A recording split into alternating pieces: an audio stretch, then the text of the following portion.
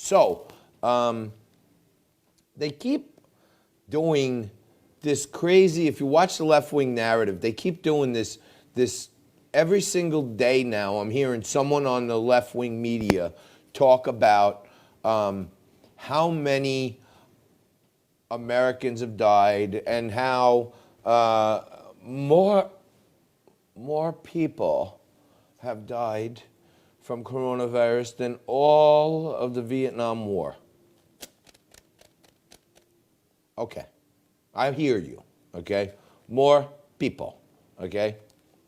So this is what they want you to hear. They want you to hear this equals Vietnam. Like those are two things. This is worse than Vietnam. Oh, what an atrocity, okay? First of all, insult to every brave American man, woman, and otherwise who sacrificed their lives in Vietnam. We don't need to use them as some benchmark for horror, okay? But as soon as we crossed 60,000, now the new mantra on the left is just that. More people have died than the Vietnam War. Okay. In the Vietnam War, 2.7 million people went to war. Okay, total deployed. 2.7 million served. Okay. 58,000 casualties. Okay. So now we have 60,000 dead, so we have more than the Vietnam War. We're affected in a country right now of 350 million people, okay? We have 1 million cases out there, okay?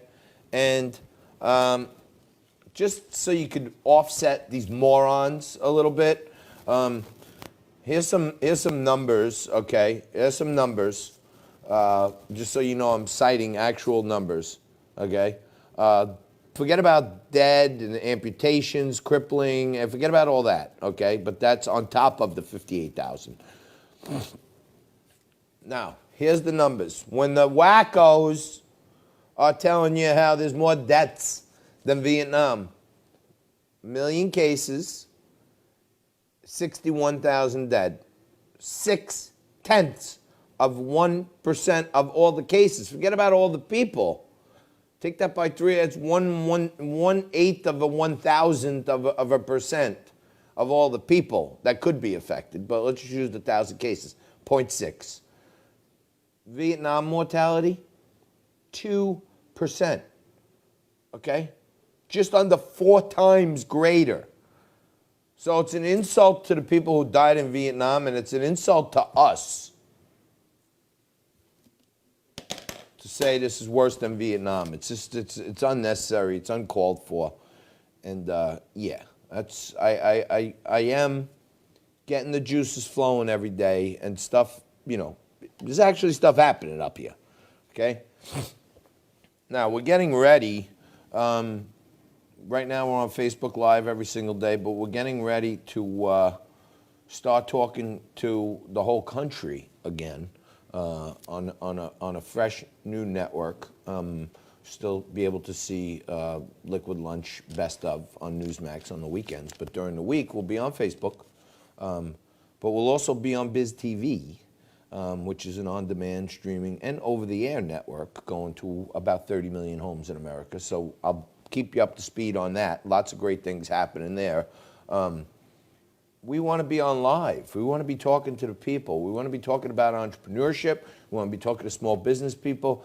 And I have to, at this time, take more of my focus and point it at what I think I know best, business, because there are a lot of businesses out there that need help. They need new products. They got to hire people back. They need new technology. They got to re-examine their footprint. So much to talk about that I'm going to try to take a little more of a business tact, and there's other things growing out of that that you're not going to believe, but all this is happening. Now, no one has been a more staunch advocate of fighting against anti-Semitism, okay? I've stood with all of my brothers and sisters in the Jewish community. Alice Joseph's been on the show many, many times. She's, you know, known as the Jew in the city. And my friends from the Republican Jewish Coalition, nonpartisan Jewish folks. Amazing community that I, in this show, have been supportive of, okay? This troubling video coming out of New York when we want to get out of the house, we want to be good citizens, and then while the community organizers in the Jewish community did inform police and stuff about the rabbi's passing, which was terrible, you gotta not do this, because it's just, number one, it could ultimately hurt your own community, and number two, it's going to hurt all the rest of us of getting out of our house. But take a look at this video of a funeral here in New York, and now de Blasio spoke out against it. He's under fire from many of the Jewish legislators and committees out there. Take a look at this scene in New York City just 2 nights ago. Okay? Just take a look. Look how many people are out there. Guys, you know, some of them have masks, some of them don't. Some of the kids don't have masks. Okay? They're walking a foot away from each other. Literally a foot away from each other. There are men standing next to each other. They're talking right in each other's faces. Why, in God's name, would they do this? Take a look at this.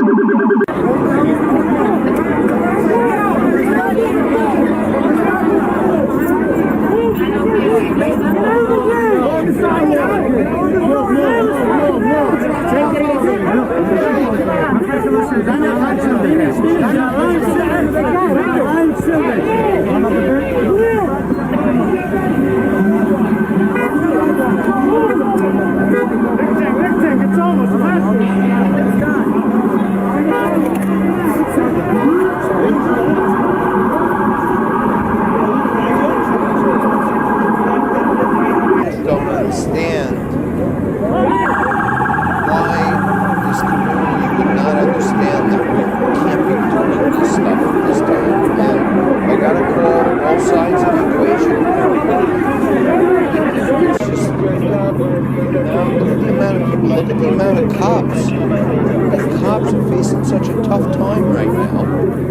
And at the same time, this, you know, look how many cops are out there to try to do what? Tell these people to social distance? No one's social distancing. Look at this. Look how many people. Now here, a lot of them have masks on.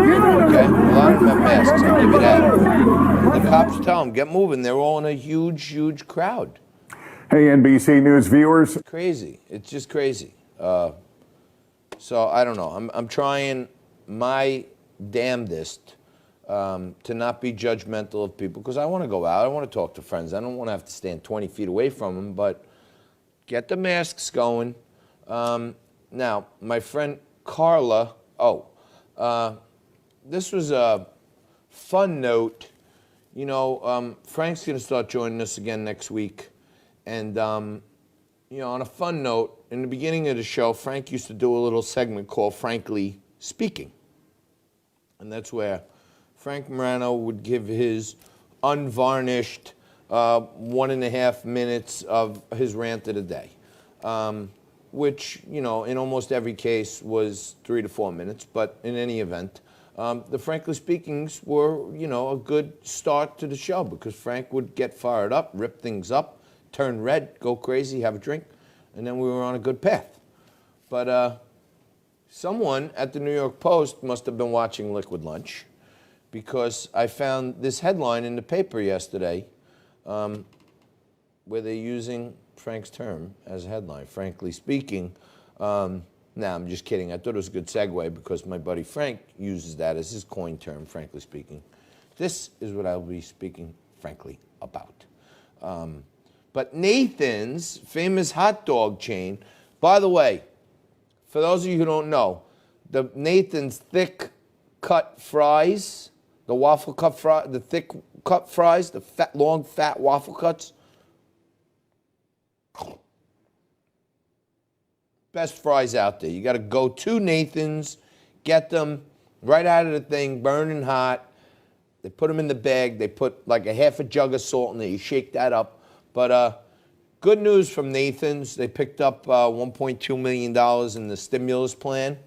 And I guess they figured out, hey, you know what? Other people need it worse than us. So number one, Nathan's gives the money back. Number two, when this is over, go down to Nathan's and have a hot dog and a smile, and get some fries. I'm telling you, best fries. Now, speaking of small business, I want to recount a little story to you that it's interesting. It's a sign of what's happening right now out there in our world. So, as you can see, out in my yard there, it's behind my house. I'm on the ocean. It's nice. My pool's out there also. I got the pool cover on. Usually get somebody to come and open the pool and put it. But I have nothing to do, so I said, you know what? Let me open my own pool. And then, the pump that I had on the cover had died over the winter, so now the pool cover has some water on it. So here's a great Corona story. I go to, rather than go Home Depot, blah, blah, let me go to my local community. The curmudgeonly old guy down here in Southside Hardware has been there for 100 years. Nice enough guy, knows bolts, nuts, give you a little advice, not really, good enough guy, right?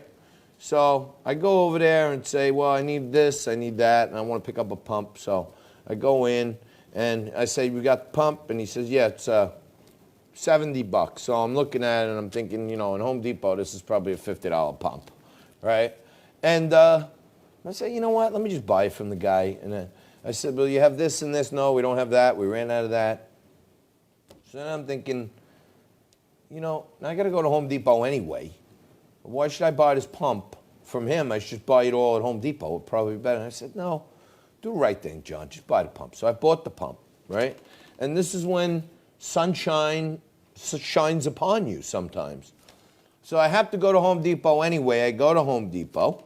And when I go in there, I go to the pump aisle because I'm looking for some other items also. And there's the exact same pump for $85. So believe it or not, for whatever reason, the local hardware store was $15 cheaper than Home Depot. And then, as the Lord works in mysterious ways, as I'm walking down for the other things I was looking for, I see a friend of mine who's a great contractor. I say, hey, Jack, what's happening? I'm looking for this. He said, we're a little slow right now. We can fit you in. We'll come take a look. And then boom. So instead of having to buy the other things, I found a friend of mine who has all the equipment and tools to do it. So the whole thing works. And you know what? Just the moral of the story to me is do business with your local small businesses. They need it. They need it as bad as you think and more. All right?